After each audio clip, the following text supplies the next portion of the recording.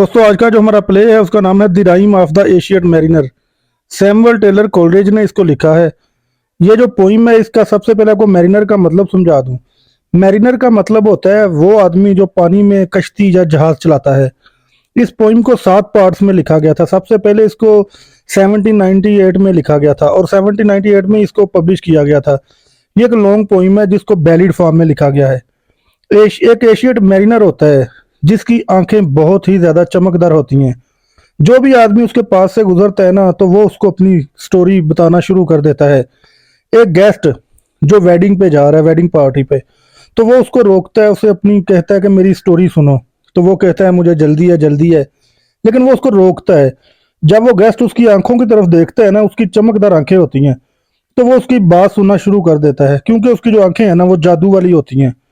तो वो उसे बताता है कि इस तरह मैं अपना जहाज लेकर साउथ की तरफ जा रहा था, तो अचानक समुंदर में तूफान आ जाता है और वो सब डर जाते हैं कि अचानक हुआ क्या, तूफान कैसे आ गया। अचानक उनके सामने ग्लेशियर आ जाता है, अचानक शाम हो जाती है, अंधेरा होना शुरू हो जाता है, तो वो सब डर जाते हैं। तो ऐसी सूरत हाल में एक एल्बोट्रॉस नामी सी बर्ड यानी समुद्री परिंदा आकर उनकी शिप पे बैठ जाता है।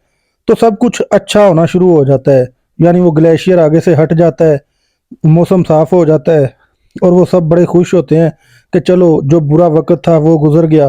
तो जितने भी उसके साथ सेलर्स होते हैं ना वो सब उस बर्ड को लकी बर्ड कहते हैं। तो इस तरह जब वो अपनी असली हालत में आ जाते हैं तो वो डेली बर्ड इनकी शिप के पीछे आके सॉन्ग गाना शुरू कर देता है। ये जो एशियन मैरिनर होता है ना, इसको एक दिन बहुत गुस्सा आ जाता है। ये एक औजार लेता है और उस बर्ड को मार देता है। तो जितने भी इसके साथ वाले सेलर्स होते हैं ना वो सब उससे गुस्सा होते हैं, नाराज होते हैं कि तूने बगैर किसी रीजन के उस बर्ड को, एल्बर्ट्रॉस को क्यों मारा है। तो वो जब मार दिया उसने तो उन्होंने देखा कि मौसम मजीद और बेहतर हो गया। तो वो समझने लगे कि नहीं, कुछ भी नहीं हुआ एल्बर्ट्रॉस को मारने के से। तो वो सब खुश हो जाते हैं। फिर अचानक मतलब कि क्या होता है कि हवा रुक जाती है। हवा रुक जाती है और उनकी कश्ती पानी में एक जगह पे रुक जाती है। फिर वो उस एशियन मैरिनर को ब्लेम देना शुरू कर देते हैं कि ये सब तेरी वजह से हुआ है, तूने उस एल्बर्ट्रॉस परिंदे को यानी सी बर्ड को मारा है, इसलिए ऐसा हो रहा है। तो वो उस एल्बर्ट्रॉस की जो बॉडी होती है ना उसको एशियन मैरिनर के गले में डाल देते हैं। इस तरह वो उसकी बॉडी को गले में डांप देते हैं।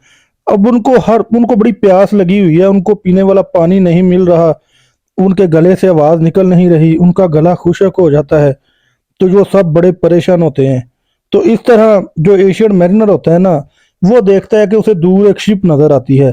तो वो अपने बाजू पे एक जख्म लगाता है और अपना थोड़ा खून ब्लड पी के अपने गले से आवाज निकालता है। उस शिप को जो उस दूर से आ रही है ना उसको आवाज देता है अपनी मदद के लिए कि हमारी मदद की जाए।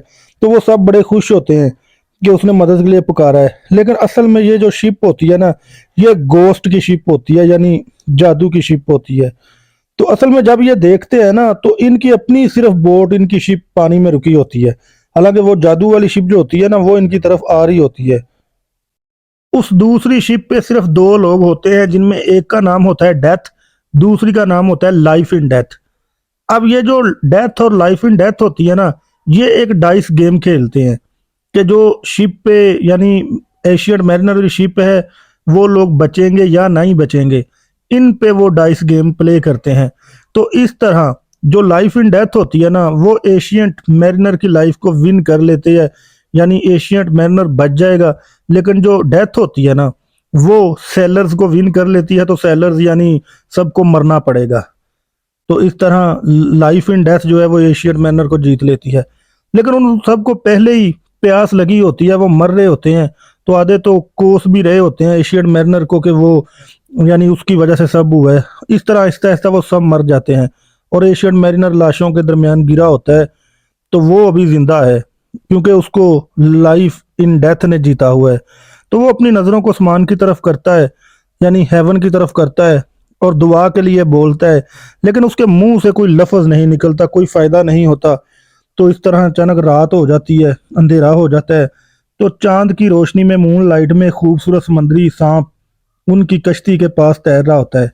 तो वो उस सांप से बड़ा इंस्पायर्ड होता है यानी बहुत खुश होता है कि खुदा की कितनी बनाई हुई खूबसूरत चीज़ है।